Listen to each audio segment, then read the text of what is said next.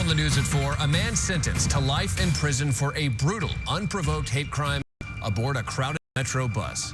Good afternoon. This is the KTLA 5 News at 4. I'm John Fenolio. And I'm Lauren Lister in for Samantha Cortese. The victim was repeatedly stabbed with a knife after simply trying to find a seat on the bus. In announcing the sentencing, District Attorney Nathan Hochman said his office is committed to combating hate crimes through strong prosecutions.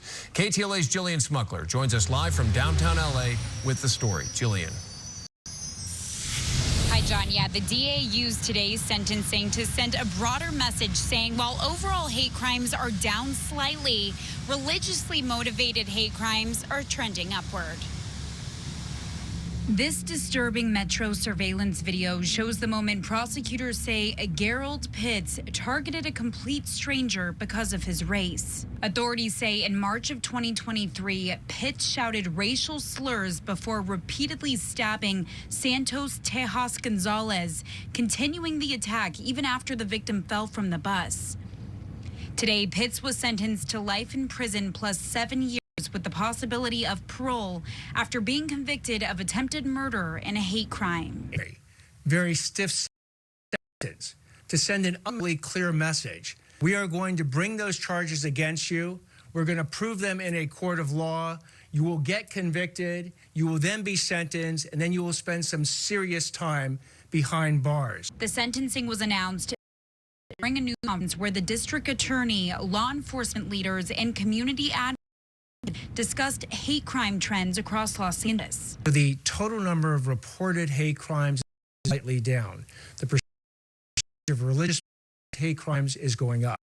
The number of prosecutions of hate crimes is certainly going up. While overall hate crimes have ticked down slightly, the chief of the LAPD says the impact of each case reaches far beyond the individual victim. They're attacking an entire community, and that will not be tolerated in Los Angeles.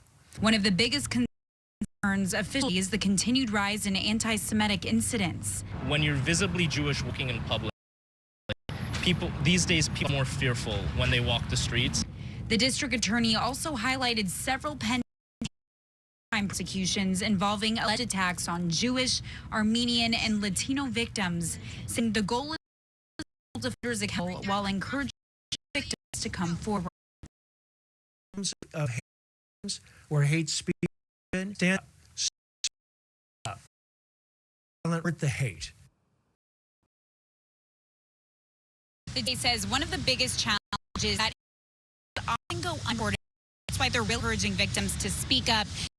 That law enforcement can investigate and prosecute these cases. Reporting live in downtown Los Angeles, I'm Jillian Smuckler, KTLA 5 News. Jillian, thank you.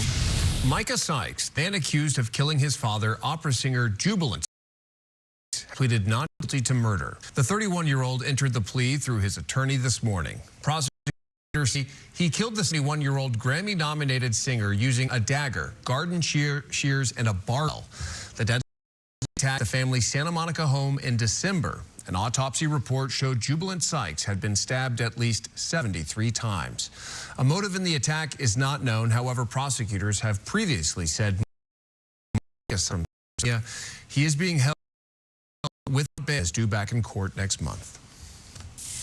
A Long Beach man accused of secretly recording lifeguards inside an Orange County locker room was back in court today. Former California State Park Superintendent, 59-year-old Kevin Persall, is accused of a hidden camera in the employee room at Bolsa State Beach Lifeguard Headquarters in Huntington Beach. This investigation started in July 2025 when an officer found a USB stick in the locker room.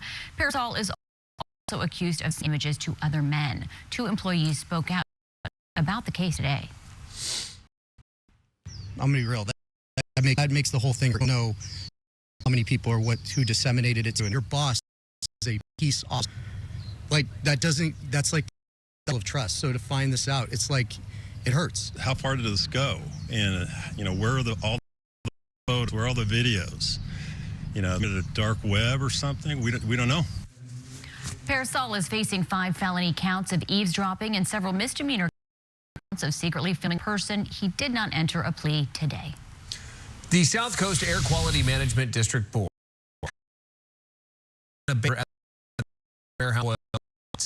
This of hearings that included testimony from residents, LA Mayor Karen Bass, and representatives from the company that owned the warehouse, Lineage Logistics. It requires dozens of additional controls during the ongoing cleanup of the site. From day one, Lineage has been dedicated to containing the fire, supporting the community, and working cooperatively with all the agencies to get done with the cleanup as quickly as possible. We want to make sure that they understand that the air quality was never good, still good, and they hold Lineage accountable. A spokesperson for Lineage says they expect to spend between $80 and $100 million to clean up the site, with the goal of completing the bulk of food waste removal from the site by next week. Sky 5 was above another water main break today, this one in the Hollywood Hills. The break sending a river of water and mud through the neighborhood. It happened today around noon on Wonderland Avenue. Officials are on scene dealing with the cleanup and repairs. This comes just weeks after a massive water main break closed down Sunset Boulevard for over a week. KTLA's Carlos Saucedo is live in the Hollywood Hills with more. Carlos. Yeah, good afternoon. Crews have been out for the last several hours assessing the damage. Now, Wonderland Avenue is closed off at the moment between Laurel Pass Avenue and Vado Drive. But with some water damage on the roadway, there's concern from some residents out here that that could lead to even bigger problems, such as a sinkhole. Rushing water creating a muddy mess following a water main break in the Hollywood Hills. A pipe burst in the 85 Wonderland Avenue just after noon, sending water to surface streets below. I was driving up the hill and geysers were forming at the manholes and water was coming out of the stream. Water was coming out, I mean, like 2 feet high. Kristen Stavola called emergency crews right away as she was concerned about flooding at Wonderland Avenue Elementary School nearby.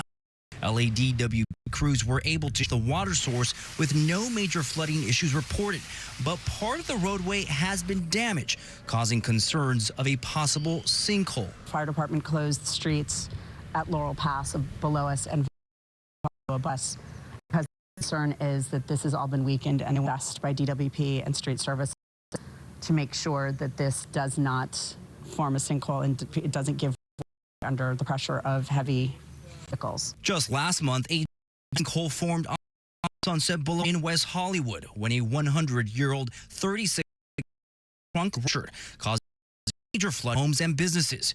Crews were able to repair the pipe and fix the sinkhole, reopening the roadway a week later. Thursday's latest incidents being larger concern for the city's aging infrastructure. This is what happens when you have 100-year-old infrastructure that's been deferred for mayor's terms dating back, the last 2 decades. This has been deferred. Some of these repairs probably should have been made in the 90s. Thank you to Carlos Saucedo for that report. This morning, local leaders teamed up with the LA Department of Transportation to get abandoned and inoperable vehicles off city streets. The campaign is the streets reclaim our neighborhood. The District 9 initiative was by Council Member Curran Price. He says those cars contribute to neighborhood blight, attract illegal dumping, civil parking. Posters, social media, and other materials explain what's qualified for how to work them. This abandoned hotline is available to residents throughout Los Angeles.